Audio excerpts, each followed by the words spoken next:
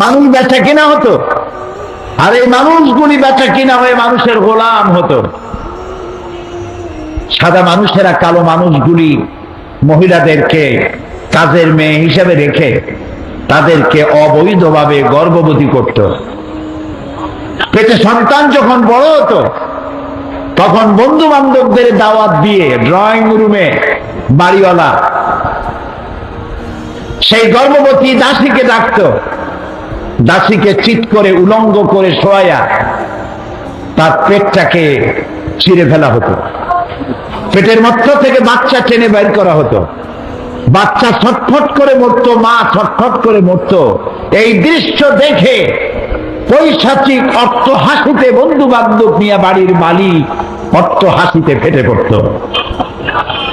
মানবতার এত বড় অবমাননা ছিল এই পৃথিবীতে। এই সেদিনও নেলসন ম্যান্ডেলা সাদা এবং কালো মানুষের ব্যবধান দূর করার জন্য জীবনের 26টি বছর কারারুদ্ধ ছিলেন। সাদা কালো মানুষের ব্যবধান তিনিও দূর করতে পারেন না। সাদা কালো মানুষের ব্যবধান, ধনী গরিবের ব্যবধান, নারী আর পুরুষের আকাশচুম্বী পার্থক্য, এসব কিছু দূরীভূত করে দিয়ে ধনী আর গরিবকে এক প্ল্যাটফর্মে, সাদা আর কালো মানুষকে এক প্ল্যাটফর্মে এনে দাঁড় করিয়েছে ইসলাম। নবী করিম সাল্লাল্লাহু আলাইহি ওয়াসাল্লাম বলেছেন, দারিদ্র মানুষকে কুফরের দিকে ঠেলে দেয়। যে ব্যক্তি ক্ষুধার্ত, তৃষ্ণার্ত, বস্ত্রহীন, তার কাছে পূর্ণিমার চাঁদ ঝলসানো রুটির মতোই মনে হয়। তার কাছে ধর্ম হয় টাকা, তার কাছে ধর্ম হয় রুটি, তার কাছে ধর্ম হয় ভাত, তার অন্য কোন ধর্ম থাকে না। الذين كفروا أعمالهم كسراب بقية يحسبه الظمآن ماء। যারা নাকি মহাসত্যের অস্বীকারী, তাদের আমলটা হচ্ছে এরকম যেন মরুচারী তৃষ্ণার্ত ব্যক্তি মরুভূমির উপর থেকে চলতে গিয়ে যখন আকণ্ঠ তৃষ্ণার্ত হয়, পিপাসার্ত হয়, তখন সে সামনে দেখে পানির মতো। আমাদের দেশ মরুভূমি না হলেও রাস্তায় কিন্তু মরীচিকা দেখা যায়। চট্টগ্রামের ভাইয়েরা, আপনারা কি মরীচিকা দেখছেন? ওনারা আর কথা নবুঝো। এই যে রাস্তার উপরে চলতে গিয়ে দূরে দেখা যায় পানি চিকচিক করছে, আসলে কি পানি? এটারে কি বলে? আল্লাহ রাব্বুল আলামিন বলেন, তৃষ্ণার্ত মানুষগুলি মরুভূমির ভিতরে চলতে গিয়ে যেটাকে পানি মনে করেছিল, হাত্তা ইযা জাআহু লাম ইয়াজিদহু শাইআ, যেটাকে পানি মনে করেছিল যখন কাছে এলো দেখতে পেল বালু আর বালু, মরুভূমি আর মরুভূমি, পানির অস্তিত্ব নাই। সুতরাং পৃথিবীতে মানুষেরা শান্তির জন্যে, সমৃদ্ধির জন্য, কল্যাণের জন্য, মানবতার জন্য, মানবাধিকারের জন্য যেসব নেতাদের পেছনে ঘুরে বেড়ায়, যাদের কথার পেছনে কোরআনের দলিল নাই, হাদিসের দলিল নাই, তারা যে রাস্তা দেখায়, পথ দেখায়, সবটা মরীচিকা। আল্লাহ তাআলা এটাকে তৈরি করেছেন, তিনি নিজে ব্যবস্থা দিয়েছেন। ওই ব্যবস্থার বাইরে কোনো সুন্দর ব্যবস্থা হইতে পারে না। এজন্যই কোরআনের ব্যাখ্যার শেষ নাই। সমুদ্রের পানির শেষ আছে, সমুদ্রেরও কোনো কুল কেনারা আছে, কিন্তু কোরআনের কোনো কুল কেনারা নাই। আল্লাহ রাব্বুল আলামিন বলেন, قُل لَّوْ كَانَ الْبَحْرُ مِدَادًا لِّكَلِمَاتِ رَبِّي لَنَفِدَ الْبَحْرُ قَبْلَ أَن تَنفَدَ كَلِمَاتُ رَبِّي وَلَوْ جِئْنَا بِمِثْلِهِ مَدَدًا। হে নবী, আপনি বলুন, তাম পৃথিবীর সমস্ত সমুদ্র আর মহাসমুদ্রের পানিগুলি যদি কালি হয়ে যায়, আর তাই দিয়ে যদি আমার রবের কালেমার ব্যাখ্যা লেখা যদি শুরু হয়ে যায়, লিখতে লিখতে তাম পৃথিবীর সমস্ত পানিগুলি শেষ হয়ে যাবে, আমার রবের কালেমার ব্যাখ্যা লেখা শেষ হবে না। রব্বানা মা খালাকতা হাযা বাতিলা, ও আমার রব, পৃথিবীতে যা দেখতে পাচ্ছি আর দেখতে পাচ্ছি না, এর কোনোটাই তুমি খেল তামাশার বিষয়বস্তু করে তৈরি করনি, সব তুমি মানবতার কল্যাণে তৈরি করেছো।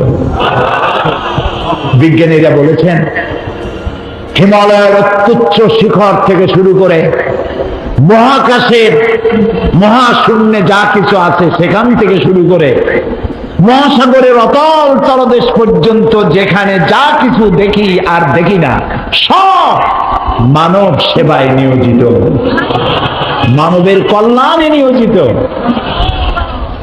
সুবহানাকা, আল্লাহ তোমার প্রশংসা করি। ফাকিনা আযাবান নার, আল্লাহ তুমি আমার জাহান্নামের আগুন থেকে আমাকে তুমি রক্ষা করো। আমি যেন না শুকর না হই, আমি যেন তোমার কৃতজ্ঞতা স্বীকারকারী বান্দায় পরিণত হয়ে যাই।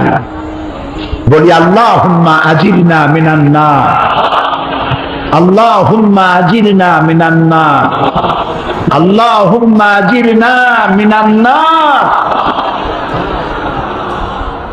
আল্লাহ তাআলা দয়া করে বিশ্ব সৃষ্টি করেছেন এবং এই বিশ্বকে সাজিয়েছেন মানব গোষ্ঠী দিয়ে।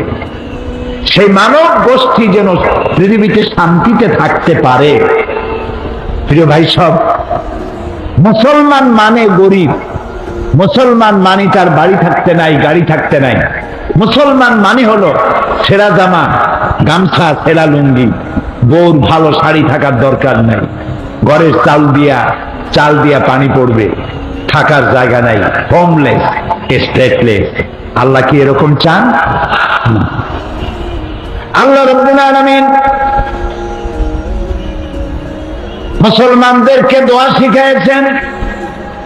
আমার কাছে দোয়া করো, রব্বানা আতিনা ফিদ দুনিয়া হাসানাতাও ওয়া ফিল আখিরাতি হাসানা।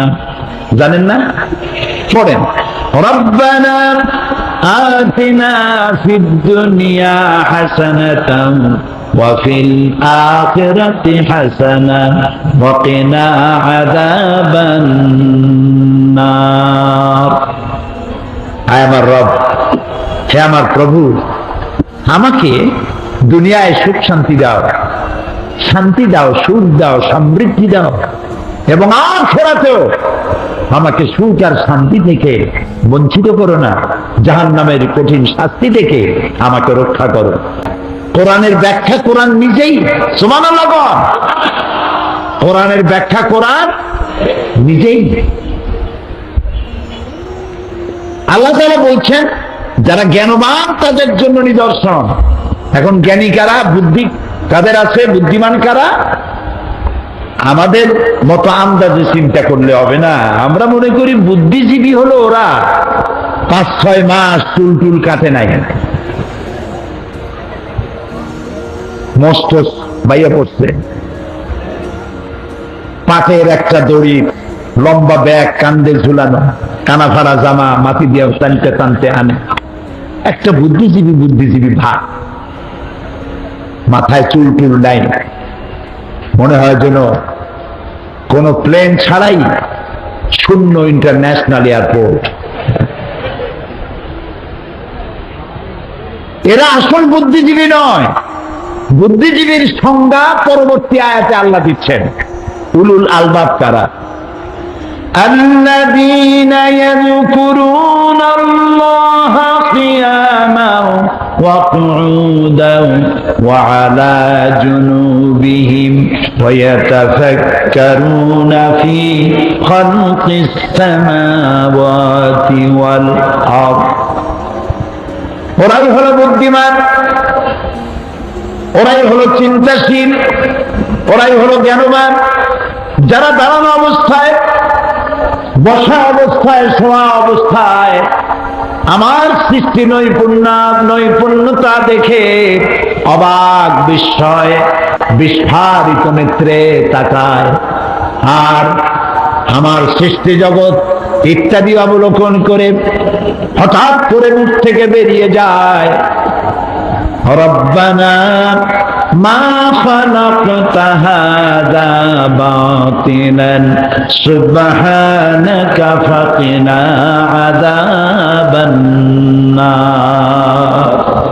ইসলাম যদি আল্লাহ দুনিয়া না দিতেন, এই পৃথিবীতে মানুষ বাসের উপযোগী হতো না, পৃথিবী হতো জানোয়ার বসবাসের উপযোগী। ইসলাম দিয়ে মানুষকে প্রীতি প্রেম আর ভালোবাসা দিয়ে আল্লাহ তাআলা ভরে দিয়েছেন দুনিয়া। সুবহানাল্লাহ। এই পৃথিবীকে আল্লাহ সাজাইছেন, মানুষ আসার আগেই মানুষের বসবাসের উপযোগী করে এই দুনিয়া আল্লাহ তৈরি করেছেন। গাছপালা, নদ নদী, এটা নয় যে মানুষ আসার পরে আল্লাহ গাছ লাগাইছে, তারপরে নদী বানাইছেন, তারপরে পাহাড়। না, মানুষ পাঠাবার আগেই মানুষের বসবাসের উপযোগী করে আল্লাহ তাআলা এই পৃথিবী সুন্দর করে সাজিয়ে গুছিয়ে রেখেছেন। পাহাড় দিয়ে, পর্বত দিয়ে, নদ দিয়ে, নদী দিয়ে, সমুদ্র দিয়ে, মহাসমুদ্র দিয়ে, মরুভূমি দিয়ে, সব দিয়ে সাজিয়েছেন। হয়তো কোনোটা বুঝি, এর কারণ কি, হয়তো কোনোটা বুঝি না। আল্লাহ তাআলা বলেন, ইন্না ফি খালকিস সামাওয়াতি ওয়াল আরদি ওয়া ইখতিলাফিল লাইলি ওয়ান নাহার লাআয়াতিন লিউলিল আলবাব। নিশ্চয়ই আকাশ এবং জমিনের সৃষ্টির ব্যাপারে, রাত এবং দিনের পরিবর্তনের ব্যাপারে রয়েছে আমার অসংখ্য নিদর্শন। তাদের জন্য এই পৃথিবীকে সুন্দর করে সাজিয়েছি আমরা, এই মুসলমানেরা। ঠিক না? এই মুসলমানেরা আমরা সাজাইছি পৃথিবী, সুখ দিয়েছি, শান্তি দিয়েছি। কে দিয়েছেন?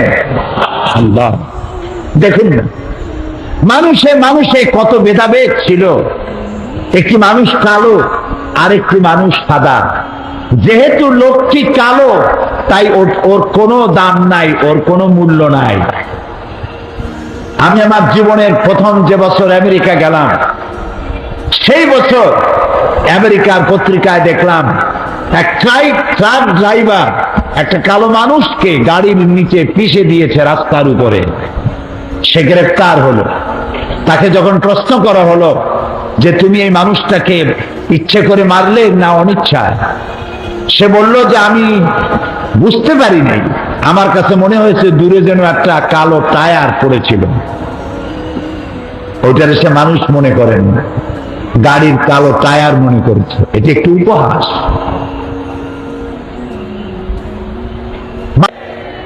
আপনি যদি জিকির করেন 1000 দ্বারা তসবিহ নিয়ে সকালবেলা, শান্তি শান্তি শান্তি শান্তি, সকালে 1000 বার, বিকালে 2000 বার।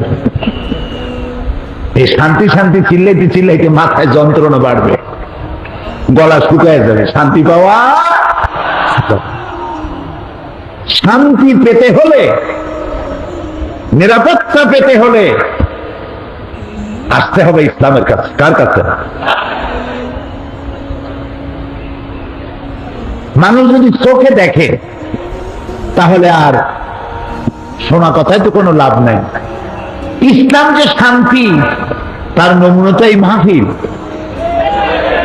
এটা কি ঠিক নয়? দেখুন তো, আপনাদের চতুর্দিকে তাকায় মাঝখানে কোনো পুলিশ আছে নাকি? কেউ তো বলে না ভাই বসেন বসেন, হাতে ধরি পায়ে ধরি, বসেন বসেন।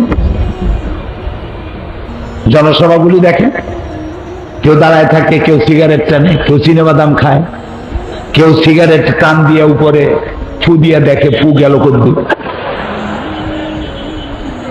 এত পুলিশ, এত র্যাব, পাও ধরিয়া বসাইতে পারেন। আমার এই সব লোকদেরকে আনতে গেলে পয়সা দেওয়া লাগে, গাড়ি ভাড়া, বাস ভাড়া। আল্লাহর কসম করে বলুন, আপনাদের গাড়ি ভাড়া দেওয়া হয়েছে, রিক্সা ভাড়া, বাস ভাড়া? মাহফিলের পরে পদ্মা ঘাটের গরু গোস্ত দিয়া গুনা করিয়া খাওয়ানো হবে, লচ্চা ফিস খাওয়ানো হবে, এর কোন সম্ভাবনা আছে? লচ্চা ফিস, লাটকা মাছ, পদ্মার হাটের গরু গোস্ত তো ভালো, একটা চকলেটও দেব না। পকেটের পয়সা খরচ করিয়া মানুষেরা এসে কিভাবে বসে আছে দেখেন তো, তাকে সুবহানাল্লাহ করতে ইচ্ছে করে না? এর নাম শান্তি, এর নাম ইসলাম। বেচারা আমাদের কি মানবাধিকার শিখাও, তাই না? নির্বাচনের বাতাস বইতেছে দেশে। অবশ্য আমি নির্বাচনী বক্তৃতা করতে আসিনি, কথার কথা বলছি।